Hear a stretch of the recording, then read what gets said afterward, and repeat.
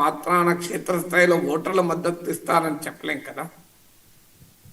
Sir, ఇక ఈ జూబ్లీహిల్స్ ఉప ఎన్నిక నేపథ్యంలో రౌడీ షీటర్ అనే అంశం కూడా ప్రధానంగా చర్చకు వస్తోంది సార్. ఈ నవీన్ యాదవ్ రౌడీ షీటర్ అని చెప్పి కేటీఆర్, కేసీఆర్ లాంటి వాళ్లే విమర్శలు చేసిన పరిస్థితి.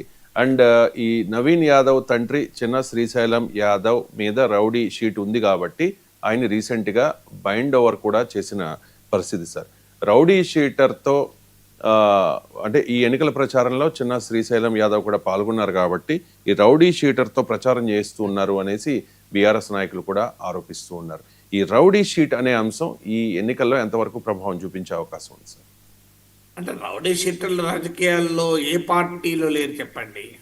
ఇప్పుడు నవీన్ యాదవ్ గురించి నేను వ్యక్తిగతంగా ఎవరిపైన కామెంట్ చేయను, కానీ రాజకీయాల్లో రౌడీ షీటర్లు కొత్త కాదు కదా.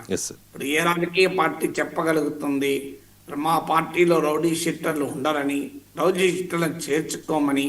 ఇదే నవీన్ యాదవ్ బీఆర్ఎస్ లో చేరి ఉంటే బీఆర్ఎస్ మీ నాన్న రౌడీ షీటర్, మీ బ్రదర్ రౌడీ షీటర్ అని దూరం పెట్టేదా? మనకు తెలియంది ఏమున్నది. సో తమ ప్రత్యర్థి పార్టీలో ఉంటే అవినీతి ఆరోపణలు, రౌడీ షీట్లు అన్నీ గుర్తొస్తాయి. తమ పార్టీలో ఉంటే మొత్తం పరమ పవిత్ర పునీతమైపోతారు. ఇది రాజకీయాల్లో సహజం కదా. అందువల్ల ఫలానా రాజకీయ పార్టీ రౌడీ షీటర్లకు పూర్తిగా దూరంగా ఉంది, అవినీతి పనులకు పూర్తిగా దూరంగా ఉంది, అక్రమార్కులకు పూర్తిగా దూరంగా ఉందని చెప్పుకుంటే దాన్ని మించిన జోక్ ఇంకోటి లేదు. సో అందువల్ల అది ఇష్యూ కాదు. తర్వాత ప్రజలు కూడా ఏదో రౌడీ షీటర్లు కదా అని ఓట్లు లేకుండా ఉన్నారా, అవినీతి పనులు కదా అని ప్రజలు ఓట్లు లేకుండా ఉన్నారా? సో మీకు అలా అంటే మీకు పార్లమెంట్లో గెలుస్తున్న వారిలో ఓ 30% ఉంటారు హత్య నేరము, రేప్ నేరము ఇలాంటివి చేసి శిక్షలు పడ్డ వాళ్ళు ఉంటారు. అగ్రవేటెడ్ అఫెన్సెస్ అంటారు ఇంగ్లీష్లో. అలాంటి ఆరోపణల వాళ్ళు 30% దాకా ఉంటారని association for democratic reforms ADR వాళ్ళ సర్వేలు చెప్తున్నాయి కదా. అంటే మరి అది రాంగ్ అయితే పప్పు యాదవ్లు, సయ్యద్ షాబుద్దీన్లు, మీకు అజాం ఖాన్లు వీళ్ళంతా ఎట్లా గెలుస్తున్నారు? గెలవడం లేదా మీకు బీహార్లో, ఉత్తరప్రదేశ్లో? దేశంలో అలా ఎవరు ఇది ఫలానా వ్యక్తి రౌడీ షీటర్ కనుక మేము ఓటు వేయకూడదు అని ప్రజలు భావిస్తున్నారా? అసలు అదొక fundamental question. Naveen Yadav rowdy షీటరా కాదా అనే జడ్జిమెంట్ నేను ఇవ్వడం లేదు. That's not my business to tell. So కానీ బట్ రౌడీ షీటర్ అనేది రాజకీయ పార్టీలను దూరం పెట్టడం లేదు, ఓటర్లు దూరం పెట్టడం లేదు.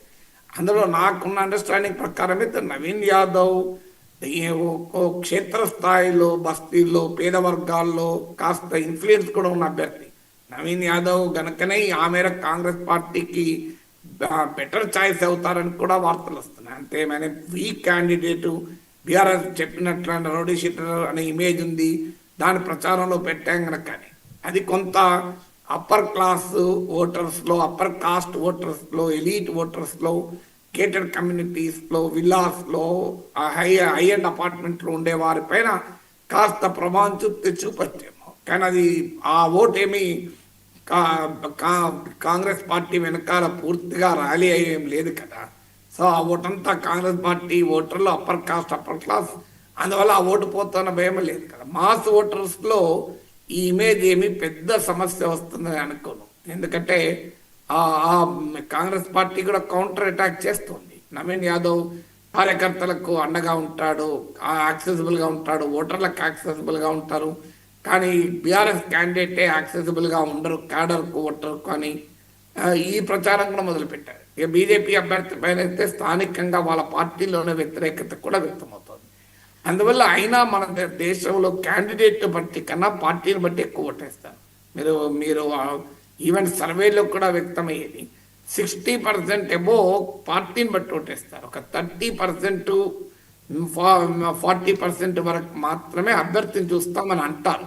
రియాలిటీలో అది కూడా చూడరు. అభ్యర్థులను బట్టి ఓట్లు వేయాలనుకుంటే చాలా మంది ఎన్నిక కావాలి కదా. మీరు ఎన్నిక అవుతున్నారా? మనకు ఏ ఎన్నికైనా చూడండి, మీకు అభ్యర్థిని బట్టి గెలుస్తున్నారా? అభ్యర్థిని బట్టి ఎప్పుడూ గెలవరు. అలా అయితే చాలా రాజకీయ నాయకులు ఓడిపోవాలి, లేదు కదా.